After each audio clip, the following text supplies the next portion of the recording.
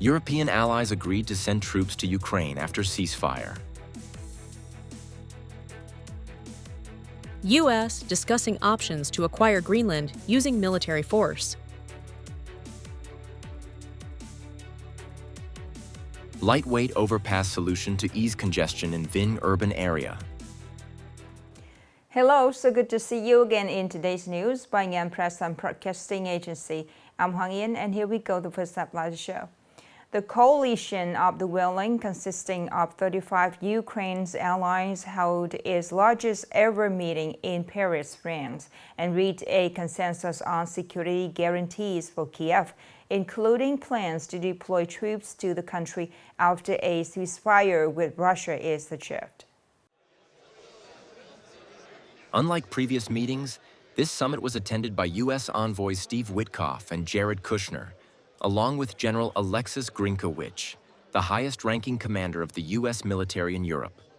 The meeting issued a joint statement emphasizing that a binding security guarantee system, both politically and legally, will be activated as soon as the ceasefire takes effect.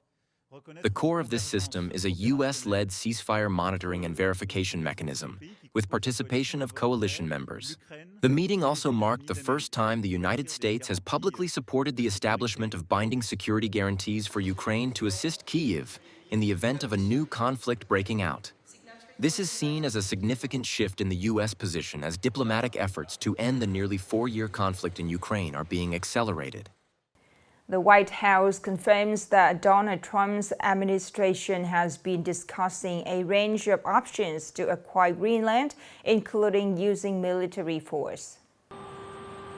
The idea of annexing Greenland was first raised by Trump in 2019 and has now been revived on the grounds that the island holds a key strategic positio in the Arctic.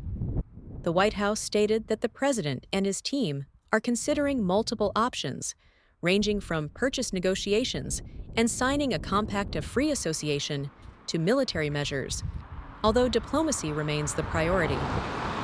According to the White House, Trump views the annexation of Greenland as a top national security priority, necessary to deter U.S. adversaries in the Arctic region, such as Russia and China. The plan has faced strong opposition from Denmark and other European countries, while the Greenlandic government have repeatedly emphasized that the island does not wish to become part of the United States.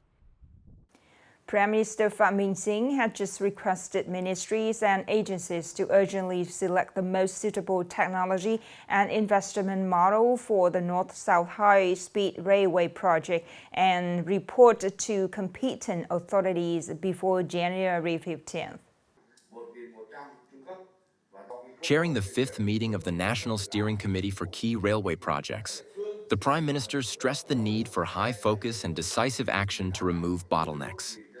He assigned the Ministry of Construction, based on the Politburo's guidance, to take the lead in selecting the optimal technology for the North-South high-speed rail line, and to appoint consultants to prepare the feasibility study in accordance with regulations. The ministry is also tasked with researching and proposing appropriate investment forms. Localities and relevant units are continuing to accelerate site clearance, infrastructure relocation, and the implementation of approved technology and control tasks, according to the approved plan. Upcoming are some updated news. Despite facing numerous challenges, Vietnam's import-export activities in 2025 recorded positive results. Total import-export turnover reached a new record, estimated at $920 billion USD, up 18.2% compared to 2024, placing Vietnam among the world's top 15 trading powers.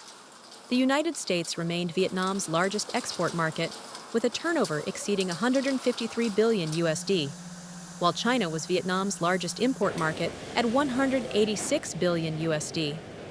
These results creates a launchpad for economic growth and affirm Vietnam's new position on the global trade map.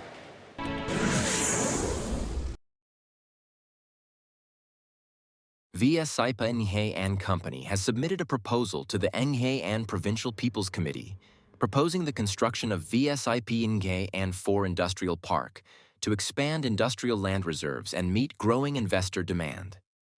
According to the proposal, VSIP will survey, study, and carry out planning and investment procedures for the project in Van On, Dai Hue, and Kim Lean communes, covering a total area of 800 hectares.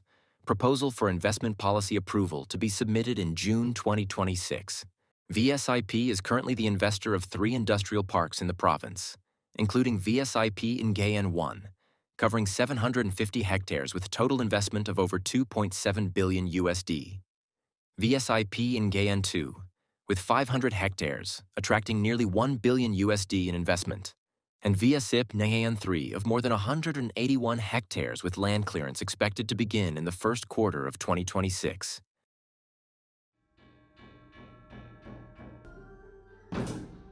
The Ministry of Culture, Sports and Tourism has recognized the Mai Bang Temple Festival and traditional knowledge of eel-based cuisine in Nghệ An as national intangible cultural heritages. The Mai Bang Temple Festival, held in Qua Lo Ward, is associated with the worship of Chiu Trung Jai Vuong Le Khoi, a talented general of the early Le Dynasty who played a major role in the Lam Son uprising against the Ming invaders. The festival takes place on the 12th day of the 2nd lunar month and the 3rd day of the 5th lunar month. Meanwhile, the processing eel dishes is a unique collection of folk knowledge reflecting the flexible adaptation of agricultural residents in the north-central region to harsh natural conditions, creating a distinct mark for Nghệ An cuisine.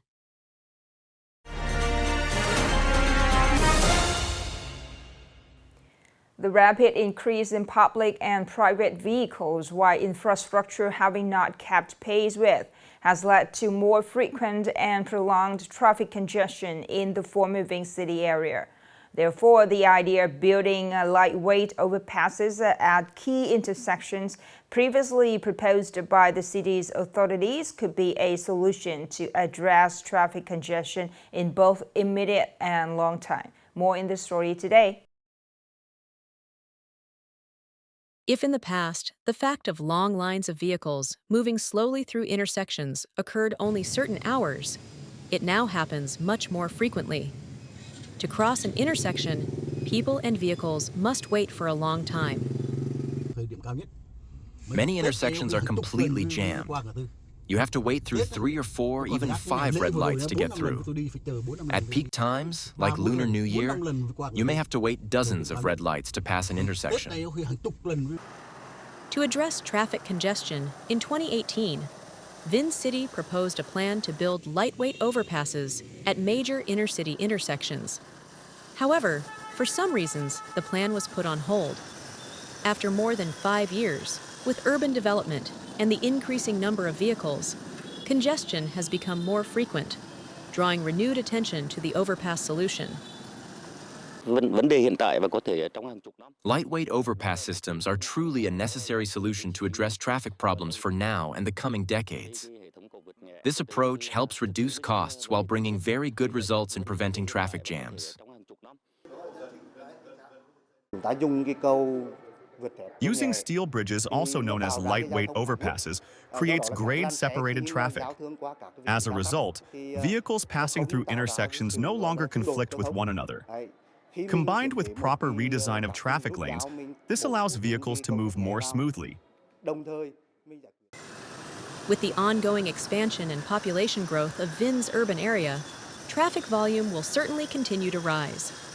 Investing in synchronized transport infrastructure, including lightweight overpasses, not only addresses immediate congestion, but also serves as a proactive measure for future urban development needs. The last story just ended our news today. Thank you so much for your attention. Goodbye for now.